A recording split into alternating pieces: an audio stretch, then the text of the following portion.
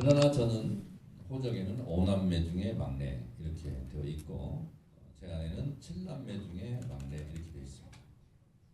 제가 우연히 호적 초본을 봤는데 큰 형님과 둘째 형님 사이에 빨간 줄이 5명이 있었습니다.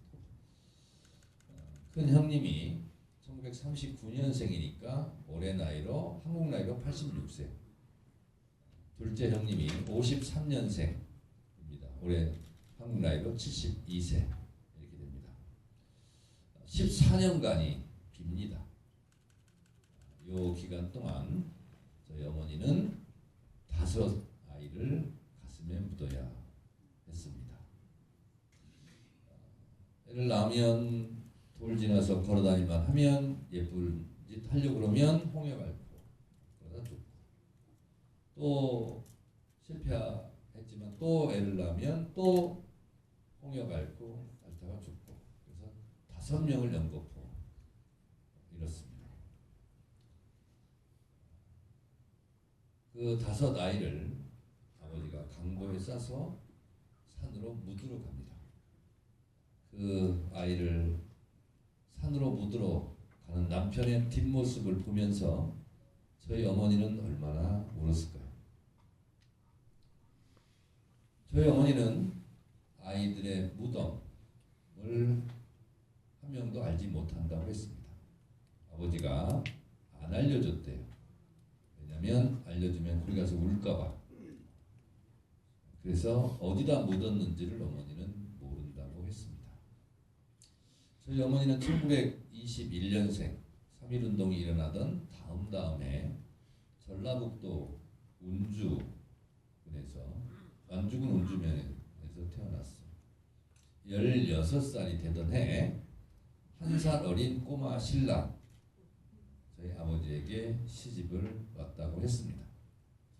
저희 동네는 충청남도와 전라북도 도 경계인 대둔산 밑에서 자랐습니다. 어머니는 전라북도 쪽, 아버지는 충청남도 쪽에서 살았습니다. 16살 때 이름도 모르고 얼굴도 한 번도 본 적이 없는 낯선 1살 어린지도 모른 꼬마 신라에게 40리를 걸어서 시집을 왔습니다. 이 산모퉁이 돌면 마을이 나타날까? 저 산모퉁이 돌면 마을이 나타날까? 40리를 걸어서 낯선 곳으로 얼굴도 이름도 모르는 신랑에게 시집을 와서 연지 곤지 찍고 맞절을 하는데 너무너무 궁금하더래요. 도대체 나랑 같이 살 우리 신랑은 코가 제대로 붙어 있는지 눈은 2개인지 3개인지 궁금해서 맞절을 이렇게 딱 하다가 너무 궁금해서 이렇게 쳐다봤대요. 그랬더니 저하고 똑같은 남자애가 서 있었다죠. 저희 아버지입니다. 16살에 결혼해서 18살에 저희 큰형님을 낳았습니다. 그리고 이제 신혼에 있었죠. 없이 살았지만 그래도 행복했다고 했습니다. 근데 그 당시는 일제 치하였습니다. 1942년도 그러니까 우리 형님이 39년생이니까 큰아들 낳고 3년 지날 때쯤 아버지가 일본의 강제징용에 끌려갔습니다. 요즘 강제징용 많이 얘기 나오는데 그렇게 강제징용 끌려간 분들이 많습니다. 저희 아버지도 강제징용에 끌려갔습니다. 강제징용에 끌려가는 그 남편의 뒷모습을 보면서 저희 어머니는 또 얼마나 울었을까요? 그리고 혼자 3년을 지냈는데 3년 후에 돌아왔는데 다 떨어진 남루한 옷차림에 돈 한 푼 없이 3년간 죽을 고생하다가 돌아왔다고 했습니다. 그래도 못 돌아온 사람도 많은데 살아서 돌아온 남편이기에 너무너무 반가웠다고 얘기했습니다. 그러다가 해방이 되고 전쟁이 터졌어요. 6.25 전쟁이 터졌는데 전쟁이 터지면 다 고생하지만 특히 여자들이 고생을 많이 합니다. 저희 동네는 대둔산, 높은 산 기슭 밑에서 살았기 때문에 빨치산들이 그렇게 많았답니다. 낮에는 국군이 와서 지배를 하고 밤에는 인민군 빨치산이 와서 지배를 합니다. 낮과 밤이 바뀌면서 정권이 교체됩니다. 국군 편을 들면 인민군들이 와서 죽이고 인민군 편을 들면 국군이 와서 죽입니다.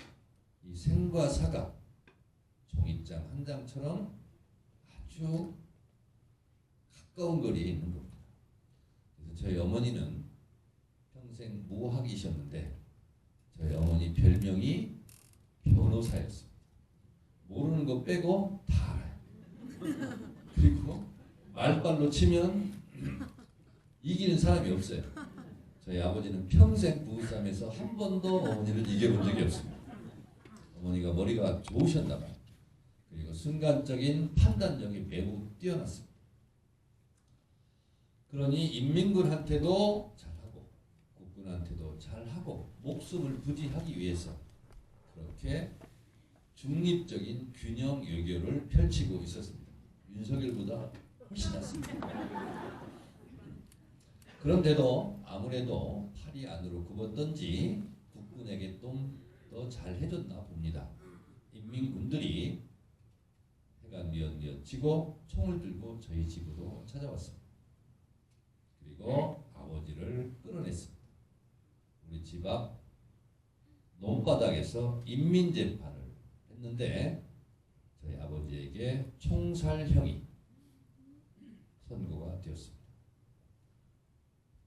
인민군들이 아버지를 포획해서 죽음의 골짜기 총살장으로 끌고 갑니다. 그 생대 같은 남편이 인민군에게 총살형을 당하러 끌려가는 뒷모습을 보면서 저희 어머니는 또 얼마나 울었을까요? 거기에 끌려가면 걸어서 나온 사람이 없습니다. 아침에 새벽 일찍 시신을 수습하러 갑니다. 저희 어머니가 울다 지쳐서 있는데 꿈인지 생신지 아버지가 살인문을 열고 들어왔습니다. 나왔어. 저희 어머니가 믿기지가 않더래요. 그래서 가서 막 만져보고 꼬리다 보니까 진짜 내 남편이더래요. 우리 어머니가 순간 판단이 매우 뛰어나게 신발 벗지 마세요. 방으로 들어오지 마세요. 그렇게 얘기를 했답니다.